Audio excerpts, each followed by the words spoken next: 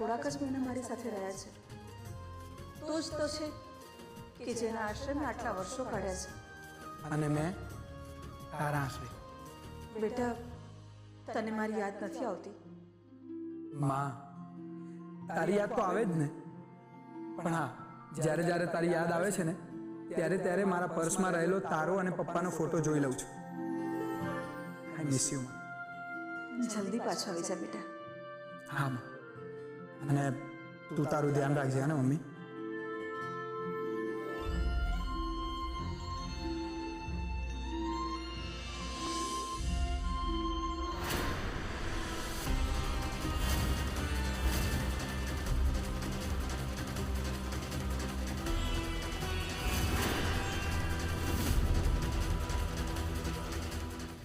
પરી, દવા તો તારે લેવી જ પડશે. મને કઈ થયું જ નથી તો શું કરવા દવા? અરે પરી, બેટા તને એવું લાગે છે કે તને કઈ નથી થયું, પણ તને ઠીક નથી બેટા. તને કશું જ યાદ નથી પરી. તારી મેમરી લોસ થઈ ગઈ છે એટલે તું આવું વર્તન કરે છે. તું ઘણું બધું ભૂલી ગઈ છે. એ બધું તને યાદ તો અપાવવું પડશે ને બેટા. ચૂપચાપ દવા લઈ લે પરી, લે. અને આડા આવડા કોઈ જ વિચાર કરવાની જરૂર નથી, સમજી?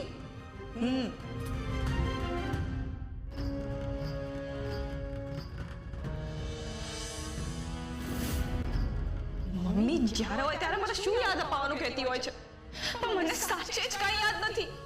અને જે વસ્તુ મને યાદ નથી મને યાદ પણ નથી કરતી. અને આ દવા તો હું નહીં જ ખાઉં.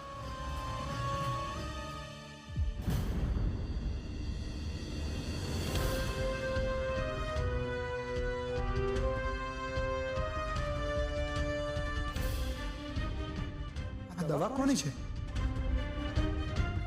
પરીના રૂમ તરફથી આવી છે. કદાચ પરી જ ફેંકી લાગે છે. કોઈને મારી પરિસ્થિતિ સમજાતી જ નથી. કોઈ માણસ કોઈ એક જગ્યાએ કેટલું સ્ટક થઈ જાય છે ને એ તો જે ભરાયું હોય ને એને જ ખબર પડે. તમે અહીંયા? હા, હું કંઈક શોધવા આવ્યો છું. શું શું શોધો છો?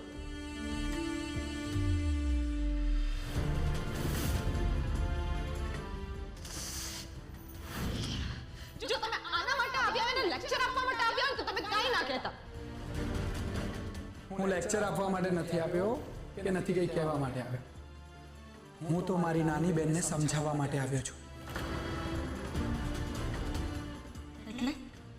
એટલે એમ કે કોઈ માણસ એક જગ્યાએ કેટલું સ્ટક થઈ જાય છે ને એ તો જે ભરાયું હોય એને જ ખબર પડે. તમે મારી વાત સાંભળી? હા, સાંભળી પણ અને સમજી પણ. પ્લીઝ તમે મને કંઈ ના કહેતા. પરી, જો તું આ રીતે બધા જ રસ્તા બંધ કરી દઈશ તો તને સમજી કઈ રીતે શકાશે? જો સાંભળ, કોઈ એક વ્યક્તિ કે ઘટનામાં આપણને કોઈ ના સમજ્યું હોય ને તો એનો મતલબ એ નથી કે દર વખતે એવું જ થાય. પરી, આજો આ ગોળી મારા પર જ પડી એટલે જ હું ઉપર આવ્યો છું. કોઈ મને સમજતું જ નથી. હું આ દવા લઈને કંટાળી ગઈ છું. પરી, તું પરિસ્થિતિઓથી ભાગે કેમ છે? હું ક્યાં ભાગી રહી છું? બધા મને એ જ સમજાવી રહ્યા છે અને એ જ લેક્ચર આપી રહ્યા છે. અને તમે પણ બીજાની જેમ મને એ જ લેક્ચર આપવા આવ્યા છો ને કે દવા લેવાથી શું થાય અને શું નહીં. પણ મને કંઈ જ થયું જ નથી. અને એ જ ભ્રમમાં જીવવું કે મને કંઈ થયું છે અને એ જ ભ્રમમાં દવાઓ લેવી કેટલું કપરી હોય છે ને એ તમને નહીં સમજાય. ભ્રમ? તું શું સમજે છે ભ્રમ? પરી, તારા મનમાં જે વાત ખોટી છે ને એ વાત કદાચ બધાના માટે સાચી પણ હોઈ જ શકે છે. એટલે જ કહું છું કે પરિસ્થિતિને બંને બાજુથી વિચારવાનું રાખ. તને તારા પ્રશ્નોનું સમાધાન મળશે. પરી, તને એવું લાગતું હશે ને કે હું તને અહીંયા લેક્ચર આપવા માટે આવ્યો છું, તો ના, હું તને લેક્ચર આપવા માટે નથી આવ્યો. હું તો માત્ર તને સાંભળવા માટે આવ્યો છું. પરી, તું મારી સાથે બધું જ શેર કરી શકે છે, મન ખોલીને. કે મને શું ચાલી રહ્યું છે તારા મનમાં પરી? તમને કહીને શું કરું?